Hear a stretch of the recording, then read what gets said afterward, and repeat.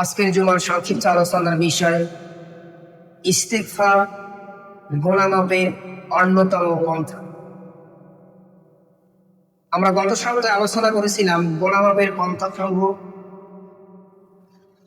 আমরা আজকেও সেই ধারাবাহিকতা ইনশাআল্লাহ তাআলা গুনাহ মাফের পন্থা সমূহের মধ্যে অন্যতম একটি পন্থা, সেটা হচ্ছে ইস্তিগফার তথা আল্লাহ সুবহানাহু ওয়া তাআলার কাছে ক্ষমা প্রার্থনা চাওয়া, আল্লাহ সুবহানাহু ওয়া তাআলার কাছে মাফ চাওয়া। এই সংক্রান্ত আলোচনা কোরআন এবং সহিহ সুন্নাহর আলোকে সংক্ষিপ্ত সময় আলোচনা পেশ করব। তৌফিক ইল্লা বিল্লাহ।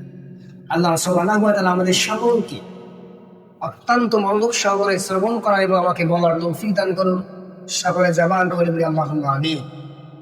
সম্মানিত মুসলিম, ইস্তিগফার শব্দটা মহাগ্রন্থ কোরআনুল কারীম এবং রাসূলুল্লাহ সাল্লাল্লাহু আলাইহি ওয়াসাল্লাম অসংখ্যবার উপস্থাপন করেছেন। অসংখ্যবার যারা বলেছেন কোরআনে আল্লাহ তাআলা অসংখ্যবার ইস্তিগফার কথাটা আসছে। আল্লাহ সুবহানাহু ওয়া তাআলা ইস্তিগফার কথাটা বলার কারণ, শয়তানের সাথে আল্লাহ তাআলার একটা চ্যালেঞ্জ হয়ে যায়, শয়তানের সাথে আল্লাহর একটা কমিটমেন্ট হয়ে যায় যে শয়তান আমাদেরকে ধোঁকা দিবে আর আল্লাহ তাআলা আমাদেরকে মাফ করে দিবে। সুতরাং মাফ চাওয়ার সবচাইতে উত্তম পদ্ধতি হচ্ছে ইস্তিগফার পাঠ করা তথা আল্লাহ তাআলার কাছে ক্ষমা প্রার্থনা চাওয়া। সম্মানিত মুসলিম, ইস্তিগফার শব্দের অর্থ হচ্ছে ক্ষমা প্রার্থনা করা, গুনাহ করার পর আল্লাহ সুবহানাহু ওয়া তাআলার কাছে মাফ চাওয়া। অপরাধ করার পর সে অপরাধটাকে স্বীকার করে মালিকের কাছে ক্ষমা প্রার্থনা করার নামই হচ্ছে ইস্তিগফার। সুতরাং আমরা সবসময় ইস্তিগফারের মধ্যে দিয়ে থাকবো, তাহলে আমরা ক্ষমা প্রার্থনার মধ্য দিয়েই থাকবো ইনশাআল্লাহ তাআলা। মহাগ্রন্থ কোরআনুল কারীমের অসংখ্য আয়াতে ইস্তিগফারের কথা বলা হয়েছে। আজকে আমরা কয়েক জায়গা থেকে অত্যন্ত গুরুত্বপূর্ণ এবং ফজিলতপূর্ণ কিছু আয়াত আমরা তেলাওয়াত করব ইস্তিগফার সংক্রান্ত ইনশাআল্লাহ তাআলা। সম্মানিত উপস্থিতি, আল্লাহ সুবহানাহু ওয়া তাআলা মহাগ্রন্থ কোরআনুল কারীমের সূরাতুন নিসার 106 নম্বর আয়াতে আল্লাহ তাআলা বললেন, ওয়াস্তাগফিরুল্লাহ, তোমরা আমার কাছে ক্ষমা প্রার্থনা করো। কি বললেন?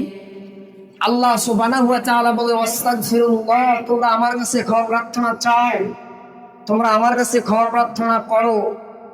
ইন্নাল্লাহা কানা গফুরুর রহিম, নিশ্চয় আমি আল্লাহ তাআলা ক্ষমাশীল, আমি ক্ষমা করি।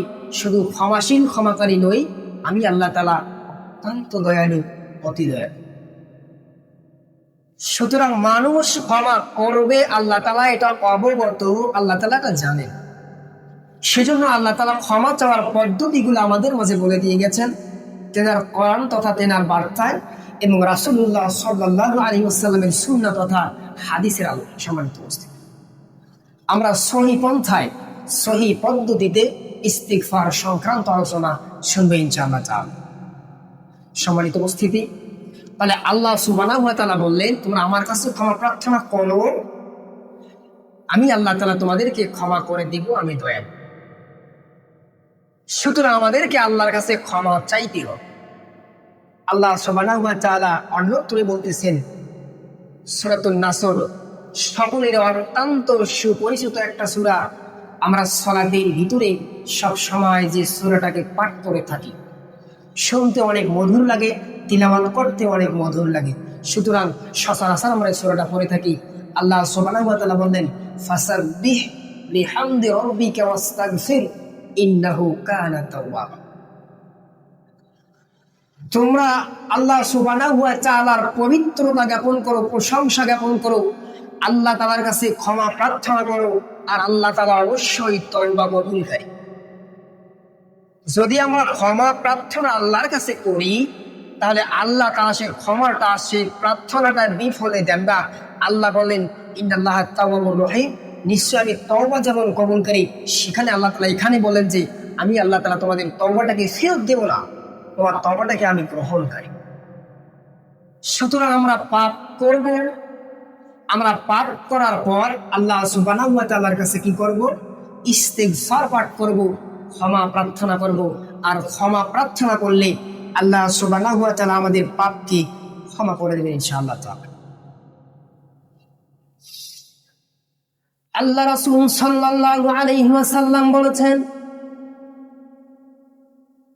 শয়তান আল্লাহ তাআলার কাছে ওয়াদাবদ্ধ হয়েছে, শয়তান আল্লাহ তাআলার সাথে প্রতিজ্ঞা করেছে। শয়তান বলতেছেন, ইয়া রাব্বি, হে আমার প্রতিপালক, আপনার ইজ্জতের কসম, আমি আপনার বান্দাদের অবিরাম পথভ্রষ্ট করব, অবিরাম আমি তাদের ওয়াসওয়াসা দেব, অবিরাম আমি তাদের পথভ্রষ্ট করব, যতক্ষণ পর্যন্ত না আপনার বান্দাগুলো মৃত্যুবরণ করে তার আগ পর্যন্ত আমি তাদেরকে পথভ্রষ্ট করব। আল্লাহ তাআলা এই কথা শোনার পর বললেন, আমার ইজ্জতের কসম, আমার উচ্চ শানের কসম, আমার মর্যাদার কসম, আমার বান্দাদেরকে আমি অবিরাম মাফ করতে থাকবো। যখন তারা আমার কাছে ক্ষমা প্রার্থনা করবে, আমি আল্লাহ তাআলা সঙ্গে সঙ্গে আমার বান্দাদের গুনাহ মাফ করে দিব।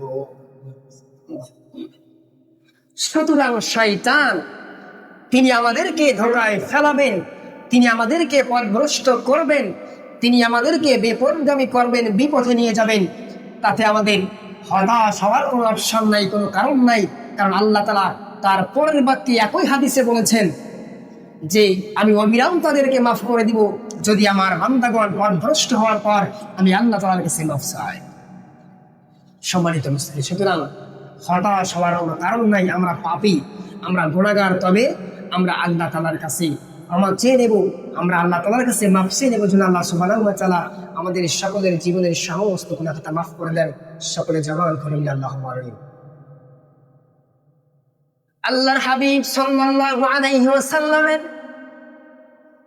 সামনের এবং পিছনের সমস্ত গুনাহ আল্লাহ সুবহানাহু ওয়া তাআলা মাফ করে দিয়েছেন।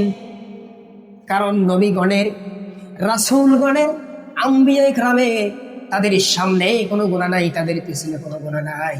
কিন্তু আল্লাহর হাবিব সাল্লাল্লাহু আলাইহি ওয়াসাল্লাম এই কথাটা জানার পরেও, এই কথাটা শোনার পরে, উপলব্ধি করার পরেও আমার আল্লাহ রাব্বুল আলামিনের কাছে দৈনিক 70 থেকে 100 বারেরও বেশি আল্লাহ তাআলার কাছে ক্ষমা প্রার্থনা করতেন। অর্থাৎ আল্লাহর হাবিব সাল্লাল্লাহু আলাইহি ওয়াসাল্লামের সামনের গুনাহ মাফ, পিছনের গুনাহ মাফ। কিন্তু আল্লাহর হাবিব সাল্লাল্লাহু আলাইহি ওয়াসাল্লাম যেহেতু আমাদের জন্য মডেল, আমাদের আদর্শ, আমাদের নেতা, সুতরাং মানুষ অনুসরণ করে আদর্শে, মানুষ অনুসরণ করে নেতার গুনাহ মাফ তেনার ঠিক আছে। সেজন্য তিনি কি করেন, 70 থেকে 100 বারেরও বেশি আল্লাহ তাআলার কাছে ইস্তিগফার পাঠ করেন। রাসূলের হাদিস থেকে শিক্ষা আমরা নেব যে আমরাও 70 থেকে 100 বারেরও বেশি আমরা ইস্তিগফার পাঠ করব ইনশাআল্লাহ তাআলা। সম্মানিত উপস্থিতি, আল্লাহ রাসূল সাল্লাল্লাহু আলাইহি ওয়াসাল্লাম বলতেছেন, ওয়াল্লাহি, আল্লাহর কসম, ইন্নী লা আস্তাগফিরুল্লাহ ওয়া আতুবু ইলাইহি, আমি আল্লাহ তাআলার নিকট ক্ষমা প্রার্থনা করি, আমি আল্লাহ তাআলার কাছে তওবা করি, মাফ চাই, ফিল ইয়াউমি আকসারা, দিনের মধ্যে সর্বাধিক, সবচাইতে বেশি, মিন 70 মাররাতান, 70 বারেরও বেশি। সুবহানাল্লাহ।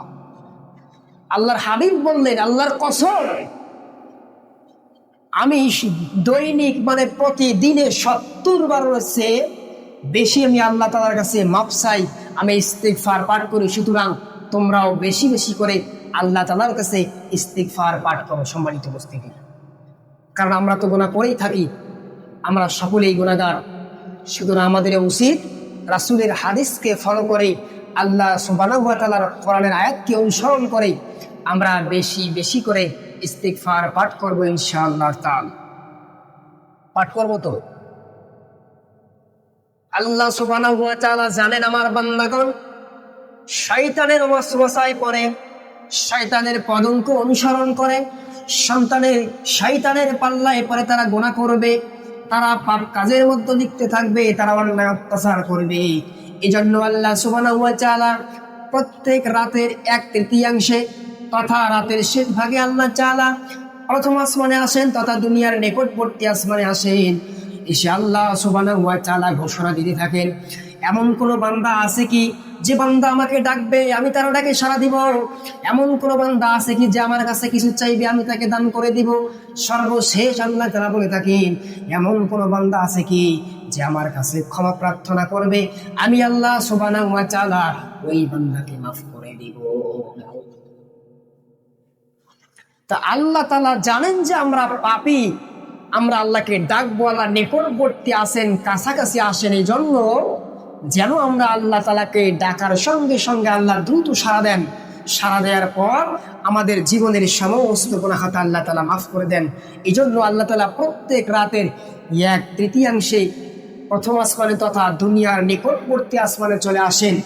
আসার পর অবিরাম আল্লাহ তাআলা ফজরের আগ পর্যন্ত তথা সুবহে সাদিকের আগ পর্যন্ত একথা ঘোষণা দিতে থাকেন, এই অ্যানাউন্সমেন্ট দিতে থাকেন, এই অ্যালার্ম দিতে থাকেন যে কে আছে আমার কাছে ক্ষমা প্রার্থনা করবে, আমি আল্লাহ তাআলা সে বান্দাকে মাফ করে দেব।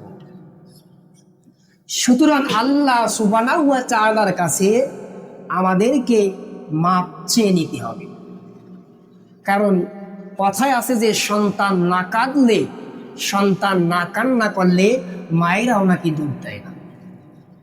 যদি এটা প্রসারিত একটা কথা, তবে বাস্তব আল্লাহ সুবহানাহু ওয়া তাআলা মাফ করে দিবেন, তবে শর্ত হচ্ছে আমাদেরকে আল্লাহ তাআলার কাছে মাপ চাইতে হবে। মাপ চাইলে আশা করা যায় আল্লাহ সুবহানাহু ওয়া তাআলা আমাদের জীবনের সমস্ত গুনাহ মাফ করে দিবেন। সম্মানিত উপস্থিতি, আল্লাহ সুবহানাহু ওয়া তাআলা মহাগ্রন্থ কোরআনুল কারীমের সূরাতুন নিসার 110 নম্বরে বলতেছেন, ওমাই ইয়ামাল সুরান, যে ব্যক্তি মন্দ কাজ করবে, যে ব্যক্তি খারাপ কাজ করবে, যে ব্যক্তি ফাহিশা অশ্লীল কাজ করবে, আও ইয়াজলিম নাফসিহি, যে ব্যক্তি তার নফসের ওপর, তার আত্মার ওপর মানে নিজের ওপর জুলুম করবে, অত্যাচার করবে, সুম্মা ওয়াস্তাগফিরুল্লাহ, সে ব্যক্তি অতঃপর যদি আল্লাহ সুবহানাহু ওয়া তাআলার কাছে মাপ চায়, ক্ষমা প্রার্থনা করে, তাহলে আল্লাহ সুবহানাহু ওয়া তাআলা ওই ব্যক্তিকে মাফ করে দেবেন বলি সুবহানাল্লাহ।